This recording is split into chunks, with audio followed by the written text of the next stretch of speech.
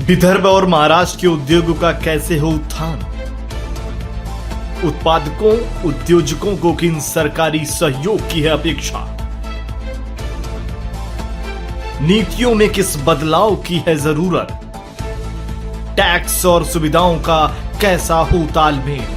बाजारों की स्थिति हो या जिलों की उत्पादक विशेषता, सफल जीवन के अनुभव का सार करेगा सरकार, किसान और उत्पादक सभी को निहाल। आओ देखें उद्योग की बात रूंगटा जी के साथ।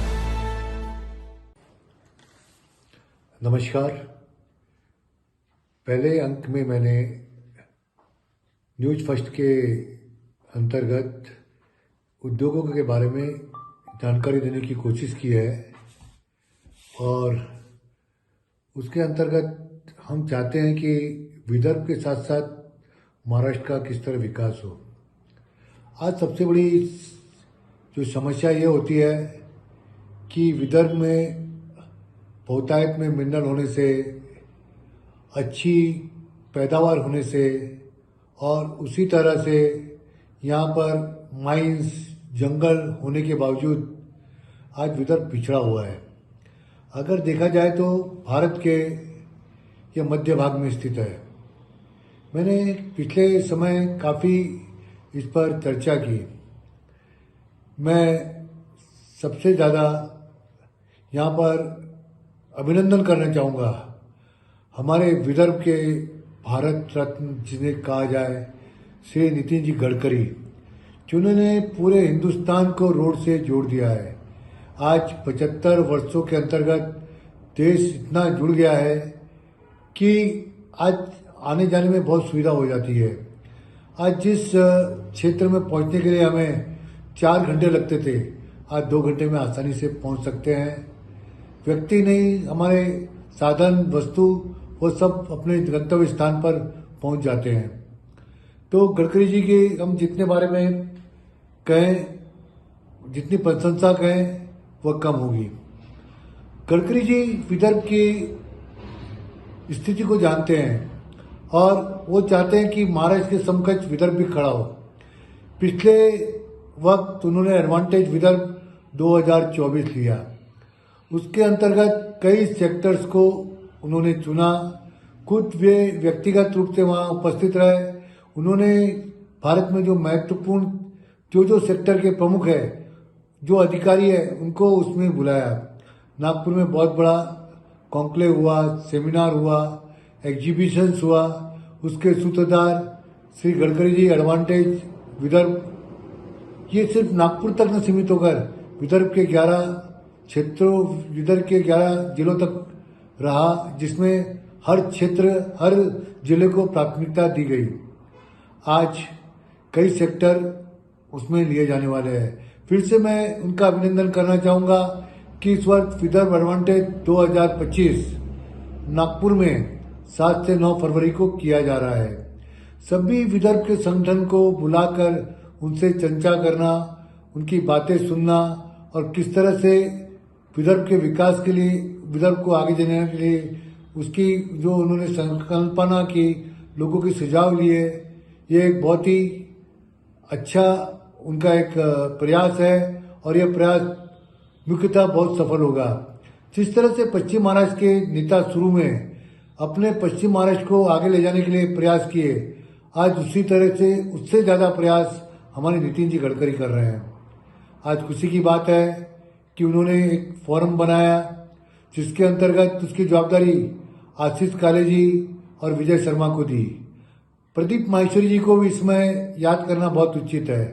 विदर्भ का उन्होंने किस तरह से सर्वांगीण विकास हो, हमेशा हर समय उसके बारे में अपने इनपुट देते रहे। विदर्भ में क्या क्या मिनरल है, कहाँ पर किस तरह की कृषि है, किस तरह से विदर्भ में सरकार को रेवेन्यू हो सकती है, किस तरह से बेरोजगारी से रोजगार आ सकता है, उस सभी पहलुओं पर श्री माहेश्वरी जी ने अपने विचार रखे। लेकिन हमें दुख की बात है कि बहुत छोटी सी अवधि में वे गुजर गए। लगता है विदर्भ का नाम ही ऐसा है कि विदर्भ में जो भी नाम आता है वह विदर्भ में बहुत जल्दी ही समाप्ति की ओर चला जाता है। लेकिन हमें उम्मीद है कि हमारे मुख्यमंत्री श्री देवेंद्र जी फडणवीस और श्री नितिन जी गडकरी जो हमारे मुख्य आधार है, उनके नेतृत्व में इस वर्ष पुनः विदर्भ जो विभाग है वो महाराष्ट्र में नंबर 1 पर आएगा। जो हम अपेक्षा करते हैं महाराष्ट्र से $1 ट्रिलियन इकोनॉमी की, उसमें विदर्भ भी आधा कंट्रीब्यूट कर सकता है। उसके लिए जरूरत है हमारे सक्षम नेताओं की, और उस सक्षम नेताओं में गडकरी जी और देवेंद्र फडणवीस जी आगे आ गए हैं, और उनके सहयोग से, उनके आशीर्वाद से अब यह क्षेत्र बहुत आगे बढ़ सकता है और आगे सुफलाम सुफलाम हो सकता है। हमने मिनरल्स की बात की। मिनरल्स में देखा जाए तो कोयला सबसे ज्यादा विदर्भ में पाया जाता है। आज डिपॉजिट देखे जाए तो विदर्भ में इतने कोयले के डिपॉजिट है, जिस वर्धा नदी को देखते हैं, अगर उसके नीचे से अगर हम कोयला निकाले तो कम से कम 30 वर्षों का कोयला भारत का उस नदी के नीचे है। इतना डिपॉजिट कोयले के होने के बावजूद आज सिर्फ कोयले का हम उपयोग कर रहे हैं ऊर्जा बनाने के लिए, थर्मल पावर स्टेशन, और थर्मल पावर स्टेशन से सिर्फ प्रदूषण होता है। चंद्रपुर में करीब 6000 मेगावाट की निर्मित उस थर्मल पावर स्टेशन से होती है, और उसके कारण चंद्रपुर पूरा प्रदूषित हो चुका है। हम जानते हैं कि जो पावर हाउस है उसमें कुछ काम ऐसे होते हैं कि उस पर रोकना बहुत जरूरी है। उसके कारण क्या हो रहा है कि हमारी जो बिजली है उसकी कीमतें बढ़ रही है। आज देखा जाए तो बिजली का निर्माण थर्मल पावर स्टेशन से ₹3.5 से ज्यादा नहीं होता, लेकिन वह जब ग्राहकों को मिलती है वो ₹12 के ऊपर हो जाती है। तो ये बेचारा जो ग्राहक है हताहत हो जाता है। जिस तरह दवाई का बिल होता है उस तरह उसका बिजली का बिल हो जाता है, और उस बिजली के बिल से उसको काफी नुकसान झेलना पड़ता है, और उद्योग भी उसके कारण नहीं आ पाते। स्टील उद्योग चरमरा गए, और अभी भी स्टील उद्योगों की हालत खस्ता है। तो ऐसी स्थिति में प्रधानमंत्री ने आत्मनिर्भर भारत के अंतर्गत उन्होंने सोचा क्यों नहीं थर्मल पावर स्टेशन को धीरे धीरे खत्म किया जाए। तो उसके अंतर्गत कोयले को उसने रासायनिक वैल्यू देने के लिए कोल गैसिफिकेशन प्रोजेक्ट की शुरुआत की है, और उसके अंतर्गत पहला निजी क्षेत्र का प्रोजेक्ट बाला साहेब दराड़े जो न्यू इंडिया क्लीन टेक के प्रमोटर है, वो प्रोजेक्ट ला रहे हैं। इस प्रोजेक्ट पर 7 वर्षों से काम हो रहा था। उसके अंतर्गत मैं भी उसका संकल्पना में आयोजक रहा हूं, और उसके प्रेरणा श्री हंसराज जी यही जो केंद्रीय मंत्री रह चुके हैं, जो ओबीसी कमीशन के चेयरमैन है, और प्रमुख सूत्रधार यहाँ पर विदर्भ में श्री नितिन जी गडकरी रहे। उनके आशीर्वाद से यह कोल गैसिफिकेशन प्रोजेक्ट जिसकी नींव रखी गई, आज बाला साहब दराड़े यहाँ पर ला रहे हैं। उसमें प्रमुख प्रमोटर है, उसमें अमेरिका के भी लोग हैं जो भारतीय हैं, और उसमें अपनी हिस्सेदारी बढ़ाकर भद्रावती में 1500 एकड़ के अंतर्गत यह प्रोजेक्ट आ रहा है, और यह प्रोजेक्ट हमारे देश के लिए एक माइलस्टोन साबित होगा। उसके अंतर्गत यूरिया का जो इंपोर्ट बहुत ज्यादा हो रहा है वो भी कम हो जाएगा। एक्सप्लोजिव में लगने वाला अमोनियम नाइट्रेट जो बाहर से आ रहा है, जिसको आज बहुत ज्यादा खपत हिंदुस्तान में हो रही है, वह भी इस प्रोजेक्ट के द्वारा होगा। उसी तरह वरोरा के पास कोल इंडिया लिमिटेड भी WCL के साथ माजरी में यह प्रोजेक्ट लगाने जा रही है। इस प्रोजेक्ट से यहाँ पर जो भद्रावती क्षेत्र है, आज देखा जाए तो धार्मिक क्षेत्र है, यहाँ जैन का बहुत बड़ा मंदिर है, डिफेंस की फैक्ट्री है। उसके साथ साथ कोल गैसिफिकेशन प्रोजेक्ट से यह क्षेत्र बहुत आगे बढ़ जाएगा, और बहुत सारे कोल गैसिफिकेशन प्रोजेक्ट आने की इससे उम्मीद लगा बैठेंगे। आज चाइना, अमेरिका, जापान में कोल गैसिफिकेशन के प्रोजेक्ट काफी मात्रा में है, लेकिन हिंदुस्तान में आजादी के बाद इस टेक्नोलॉजी पर कोई कार्य नहीं हुआ, कोई विकास नहीं हुआ। लेकिन बाला साहब दराड़े जो बुल्ढाना के हैं, विदर्भ के ही हैं, उन्होंने नासा में रहते हुए इस प्रोजेक्ट को आगे ले जाने का साहस लिया है, और पूरे तन मन धन से इस प्रोजेक्ट के रचना करते हुए प्रमोटर बनकर इसे आगे ले जा रहे हैं। इस प्रोजेक्ट से 5000 लोगों को कम से कम नौकरी मिलेगी, प्रत्यक्ष रूप से, अप्रत्यक्ष रूप से कई लोगों को नौकरी लगेगी। और कोल का जो आज तक सिर्फ ऊर्जा निर्मित में काम किया जाता है, वह कोल का गैसिफिकेशन प्रोजेक्ट के द्वारा कई project carbon monoxide, hydrogen, carbon dioxide, इस तरह के कई मूल्यवान वस्तुओं को बनाने में होगा। उसी तरह से न्यू ग्रेटा एनर्जी का भी प्रोजेक्ट भद्रावती में आ रहा है, वो भी कोल गैसिफिकेशन पर आधारित स्टील प्रोजेक्ट है।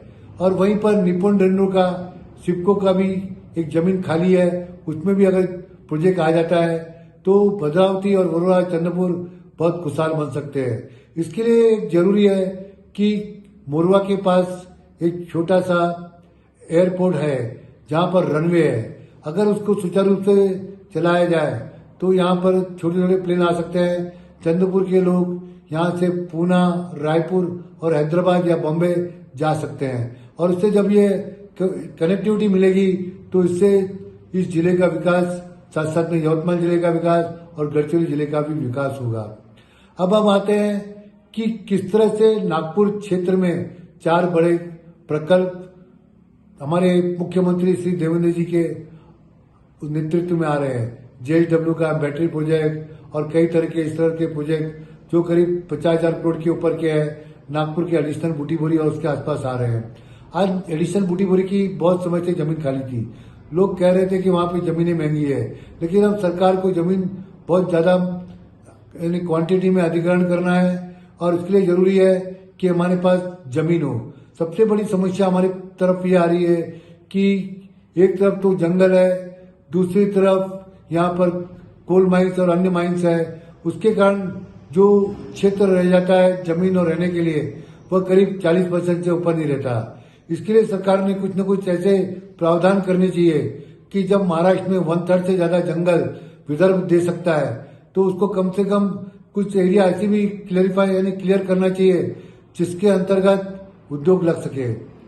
आज हम सबसे बड़े देश के अंदर विदर्भ जो संपत्ति में आगे आ रहा है, जिसके पास है, वह विदर्भ आगे औद्योगिक क्रांति की ओर बढ़ सकता है। आज देवेंद्र जी ने भी मंत्रिमंडल के साथ साथ अधिकारियों में भी कुछ परिवर्तन किया है। हमारे नए प्रिंसिपल इंडस्ट्रीज सेक्रेटरी डॉक्टर अनमलगम ने हाल ही में चार्ज लिया है। वे एक बहुत सक्षम अधिकारी है, जहां पर भी उन्होंने नेतृत्व किया है वहां पर बहुत अच्छे काम करते हुए उस विभाग को बहुत आगे बढ़ाया है और बहुत अच्छा उसका विकास किया है। तो उसके पहले डॉक्टर कमली साहब ने भी काफी काम किया, काफी अच्छा उन्होंने नेतृत्व दिया और इस तरह जो अब नया नेतृत्व मिलेगा शासन के अंदर अधिकारियों का, यह हमको निश्चित आगे ले जाएगा। अनमलगन जी से हमारा अनुरोध रहेगा कि विदर्भ के विकास के लिए वह फोकस करें, क्योंकि अधिकारियों का सबसे ज्यादा सहभाग होता है। अधिकारियों की टीम अगर सही दिशा में सही लोगों के साथ मिलकर काम करती है तो उस क्षेत्र का विकास बहुत आगे बढ़ जाता है। मैंने देखा है, मैं बॉम्बे का हूं, कि जब उद्योग लगाया था चंद्रपुर में तो मैं बॉम्बे के अधिकारियों को देखता था, ज्यादातर वे पश्चिम महाराष्ट्र की तरफ ही उन्मुख करते थे लोगों को ले जाने के लिए, और वहां पर पुणे, सातारा, सांगली इस तरफ काफी उद्योग आए और लोग इस तरह से आ गए कि वहां पर अब जो है लगने लगा है कि बाहर के जो आते हैं वे उधर ही रहकर अपना उद्योग लगाकर विकास करें और हमारे लोग ही यहाँ पर विकास करें। जब ये ऐसी असंतुलन की भावना आ जाती है तो हम चाहते हैं कि हमारा नागरिक विदर्भ का जो सुशिक्षित है वो विदर्भ में रहकर अपना विकास करे, विदर्भ को आगे ले जाने के लिए सक्षम हो। और जो आज नया नेतृत्व बना है विदर्भ के लिए, वह नेतृत्व किसी क्षेत्र यहाँ पर लॉजिस्टिक उद्योग के लिए अच्छा काम करे। अब मैं जो गडकरी जी का एडवांटेज विदर्भ कार्यक्रम हो रहा है उसमें चाहूंगा कि जितने भी सेक्टर जो उन्होंने ये आंके हैं उसमें सब लोग प्रमुखता से आएंगे और लोगों विदर्भ और महाराष्ट्र के उद्योगों का कैसे हो उत्थान, उत्पादकों उद्योजकों को किन सरकारी सहयोग की है अपेक्षा,